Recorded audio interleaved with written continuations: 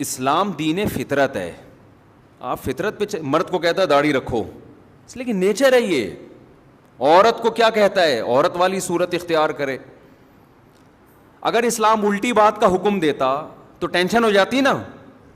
کیا خیال ہے؟ مردوں کو حکم دیا جاتا ہے چوڑیاں پہنے, سینڈل پہنے اور وغیرہ وغیرہ, اور خواتین کو اس کے برعکس حکم دیا جاتا تو الٹا کام ہو جاتا. لیکن ہو رہا ہے یہ دنیا میں. جو اہل مغرب ہیں ان میں مرد, میں تھائی لینڈ گیا 2 دفعہ جا چکا ہوں, میں بینکاک,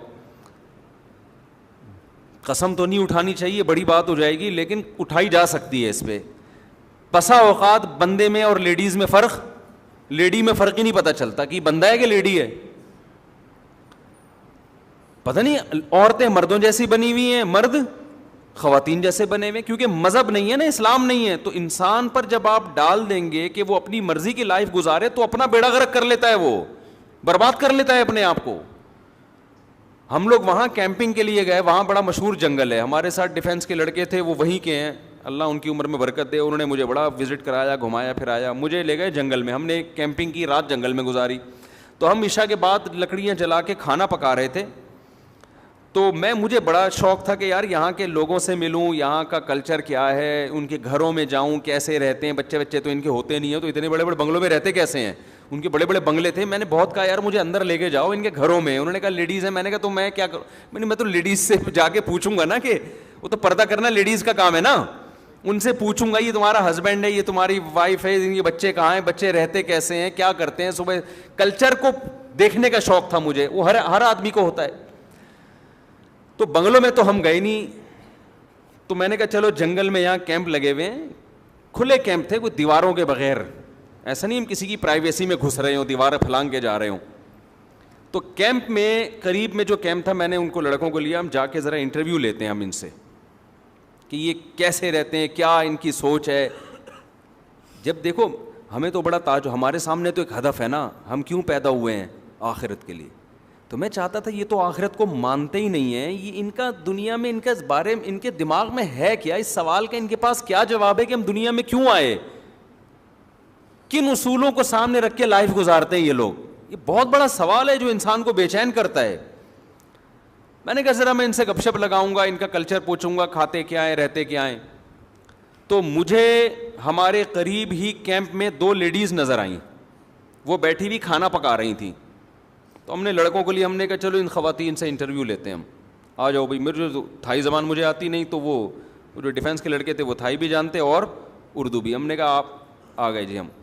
تو انہوں نے پہلے میرا تعارف کروایا کہ یہ مولانا صاحب ہیں, یہ ایک روحانی پیشوا ہیں, وغیرہ وغیرہ تعارف کروایا تاکہ وہ ہم سے بات چیت کے لیے آمادہ ہو جائے, اور یہ انٹرویو لینا چاہتے ہیں آپ سے. تو اب 2 لیڈیز بیٹھی ہوئی ہیں, وہ کیا کر رہی ہیں, انہوں نے کوکر رکھا ہوا ہے, اس میں پانی بوائل ہو رہا ہے, دیگچی میں پانی بوائل ہو رہا ہے. تو فش, وہ لوگ فش بہت کھاتے ہیں, مچھلی ڈال رہی ہیں اس میں نا. تو مجھے ایک چیز تو یہ پتہ چلی کہ یہ لوگ اس طرح سے مچھلی کھاتے ہیں. وہی ڈائریکٹ مچھلی کیا کر رہے ہیں, صاف کر کے بوائل کر کے. اب میں نے سوال جواب پوچھنا شروع کیا, ہاں بھائی آپ کا نام, آپ کا نام. پھر انہوں نے کہا آپ کوئی روحانی پیشوا ہیں. میں نے کہا جی. انہوں نے کہا آپ ہمارے لیے دعا کریں کہ ہمارے اولاد ہو جائے. میں نے کہا جی میں دل سے دعا کرتا ہوں اللہ آپ کو اولاد دے. تو میں نے کہا اب یہ دونوں لیڈیز ہیں, یہ دونوں کے ہسبینڈ کے اولاد نہیں ہو رہی, تو یہ دونوں خاتون ہیں, تو اولاد نہیں ہو رہی. تو میں نے کہا آپ کے نہیں ہو رہی, آپ کے بھی نہیں ہو رہی, دونوں کے نہیں. انہوں نے کہا یہ میرے ہسبینڈ ہیں. اڑی. میں نے فوراً کہا ساتھیوں سے اردو میں ان کو سمجھ, میں نے کہا اسی لیے تو نہیں ہو رہی. پتہ ہی نہیں چل رہا کہ بیوی کون ہے اور سالہ شوہر کون ہے.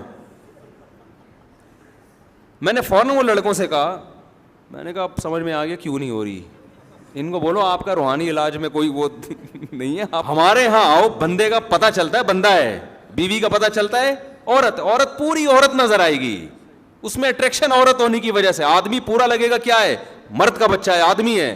عورت اس پہ مرتے ہی اس کے مرد ہونے کی وجہ سے, مرتی اس وجہ سے ہے. آواز سے پتہ چلے گا, اس کی داڑھی سے پتہ چلے گا, اس کی چال سے, اس کی گھن گرج سے, اس کے لباس سے. ہمیں پتہ ہی نہیں چل رہا, سالے دونوں بیٹھے ہوئے اور کہہ رہے ہیں کہ سالے کہیں کے. دونوں ایک جیسے ہیں, ہم لیڈیز سمجھ رہے ہیں دونوں کو.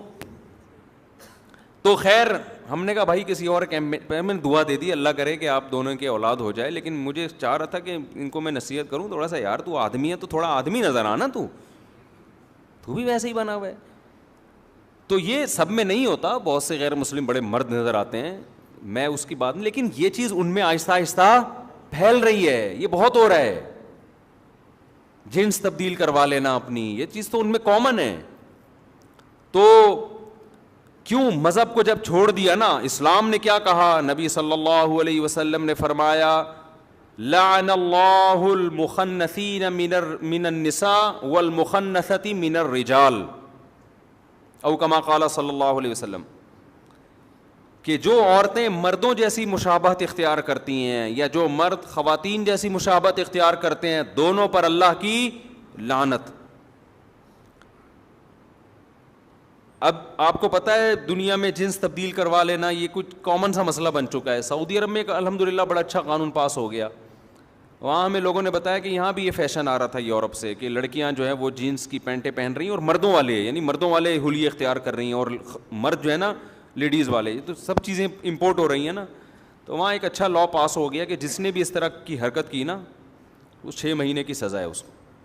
جیسے قطر نے پابندی لگا دی نا, فٹ بال کا میچ ہوگا لیکن یہ کچھ چھچورپن نہیں ہوگا اس میں, وہ یہ جو لیسبین ٹائپ کے عورتیں ہوتی ہیں یا جو اس طرح کا کوئی جو ہومو سیکچولیٹی کو فروغ دینے والی کوئی جو ان کے مخصوص قسم کے جھنڈے ہوتے ہیں, یہ کسی کو الاؤ نہیں ہے. تو خاندانی کام کیا قطر نے. خیر, تو میں آپ سے عرض کر رہا ہوں اسلام کی سب سے بڑی خوبی کیا ہے, یہ آپ کو کس پہ لے کے آتا ہے, آپ کی نیچر پہ لاتا ہے, اس سے آپ خوش رہتے ہیں. اور اسلام کے علاوہ جتنی دعوتیں جتنی تحریکیں وہ سب آپ کو نیچر سے ہٹا رہی ہیں. خوب اچھی طرح سمجھ لو, زنا انسان کی نیچر نہیں ہے, انسان کی نیچر فیملی میں رہنا ہے. یہ جو گرل فرینڈ بوائے فرینڈ کا دنیا میں, انڈیا میں پہلے نہیں تھا, اب انڈیا میں تو بہت عام ہو گیا girl friend boy friend. Indians یہ سمجھ رہے ہیں یہ ہماری عیاشی ہے, آپ کو پتہ نہیں ڈپریشن کے مریض بنو گے کچھ وقت کے بعد جا کے. کسی قوم کو ڈپریشن اور اسٹریس کا مریض بنانا ہو نا, خودکشیوں کو ریشو بڑھانا ہو, اس قوم میں نکاح کا سسٹم ختم کر کے گرل فرینڈ بوائے فرینڈ کا سسٹم لے آؤ.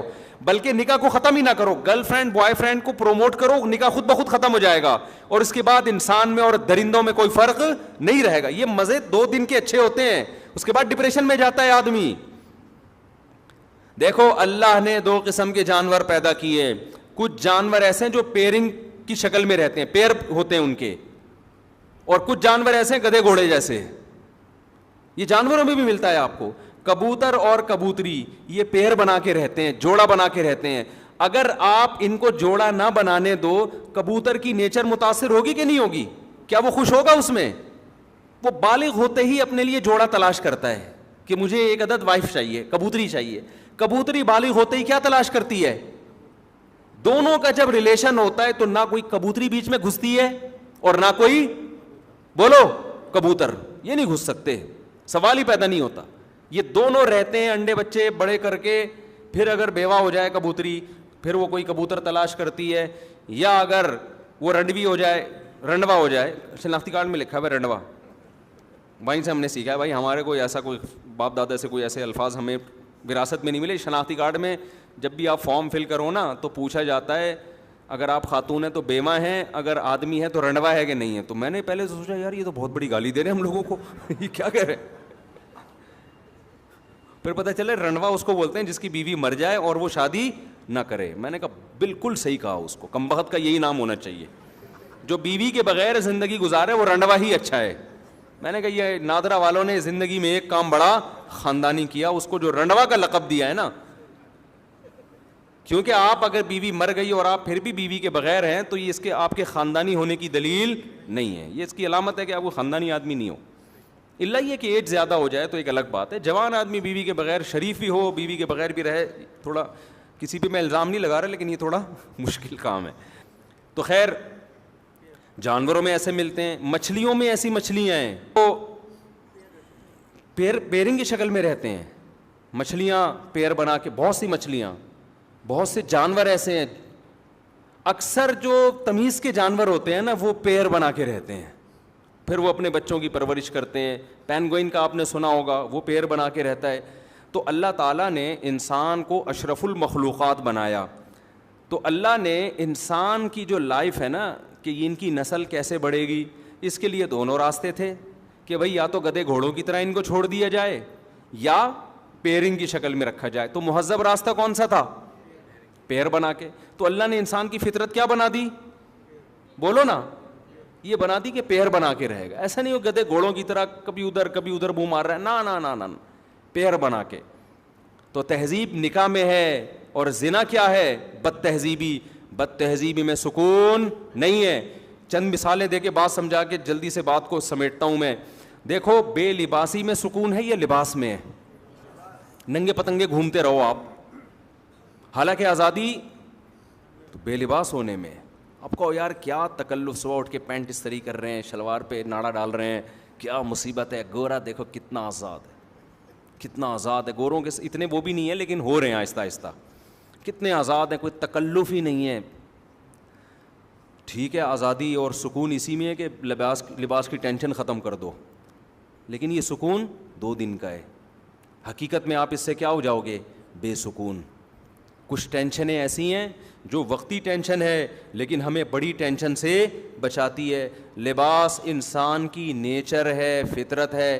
لباس میں جو سکون ملتا ہے وہ بے لباسی میں نہیں ملتا, یہ نیچر ہے. بتاؤ, نہانا ٹینشن ہے یا نہائے بغیر زندگی گزارنا؟ وقتی ٹینشن تو نہانے میں ہے یا نہیں ہے؟ آپ کو غسل خانے میں جانا پڑتا ہے, شاور کھولنا پڑتا ہے, نہانا پڑتا ہے, صابن وابن شیمپو استعمال کرنا, پھر سردی ہے تو گرم پانی, پھر تولیے سے آپ نے پوچھا, پھر آپ گھر سے پوچھنے کے بعد نکلے. یہ ساری ٹینشن ہے نا. آزادی تو اس میں یار, اس ٹینشن سے اپنے آپ کو بچاؤ یار, چھوڑو یار نہانا وہانا, گندے میلے کچیلے رہو. لیکن میلا کچیلا رہنا چونکہ بد تہذیبی ہے, لہذا اس میں وقتی طور پر تو آپ کو فائدہ ہوگا کہ آپ نہانے کی ٹینشن سے بچ رہے ہیں, لیکن اس چھوٹی سی ٹینشن سے بچنے کے بعد آپ بڑی ٹینشن میں آ جاؤ, سکون نہیں ملے گا. آپ نہا دھو کے جب تیار ہوتے ہیں, صاف ستھرے لباس پہنتے ہیں, ایسا سکون انسان کو ملتا ہے نا, ایک عجیب سی فیلنگ ہوتی ہے, اس کی فیلنگ ساری چینج ہو جاتی ہیں اس کی. وجہ کیا ہے کہ نہانا اور اچھا لباس پہنا, اس کا تعلق کس سے ہے؟ تہذیب سے. جو بھی تہذیب والی زندگی ہوگی نا, وقتی ٹینشن ہوگی لیکن اس کے اثرات کیا ہوں گے؟ سکون والے ہوں گے. تو اسی طرح یاد رکھو, یہ جو گرل فرینڈ کا سیٹ اپ ہے نا, ادھر فلانی لڑکی کو پٹا لیا, اس سے دوستی کر لی, اس سے زنا کیا, اس لڑکی نے بھی آپ سے زنا کیا, اور پھر بعد میں میوچل انڈرسٹینڈنگ سے شادی بھی کر لی. یہ بھی ہو رہا ہے بعض دفعہ, 10 سال کر. نا دماغ سے نکال دو کہ آپ کو وہ سکون ملے گا جو ایک ایسے آدمی کو بیوی جب بناتا ہے جس نے عورت سے اپنے آپ کو بچا کے رکھا. اس کی زندگی میں پہلی عورت وہ آتی ہے جو اس کی بیوی بن کے آئے. خدا کی قسم, اس کے جو جذبات اور اس کے گھر بسانے کا جذبہ اور اس میں جو بیوی سے محبت, اسی طرح وہ عورت جس کی زندگی میں پہلا مرد آیا ہو, شوہر بن کے آیا ہو, ان دونوں میں جو آپس میں ریلیشن ہوتا ہے, گرل فرینڈ بوائے فرینڈ میں منہ مارنے والے کتے بلی کی طرح, گدھے گھوڑوں کی طرح, وہ اس سکون اور اس لائف کا, اس تہذیب کا تصور کر ہی نہیں سکتے. وہ میں تبھی کہتا ہوں خدا کی قسم, ان کی لائف میں جو مولوی یا مولویوں جیسے ہوں, میں 2 نمبر مولویوں کی بات نہیں کر رہا, پھر فوراً لوگ کہتے ہیں یہ مولوی دیکھو یہ کیا کر رہا ہے, یہ مولوی دیکھو. بھائی میں 1 نمبروں کی بات کر رہا ہوں. ان کی زندگیوں میں جو سکون ہوتا ہے, گھریلو لائف میں بیوی سے محبت, بچوں سے ان کو محبت ملتی ہے, وہ سکون ایک عام آدمی اس کا تصور نہیں کر سکتا.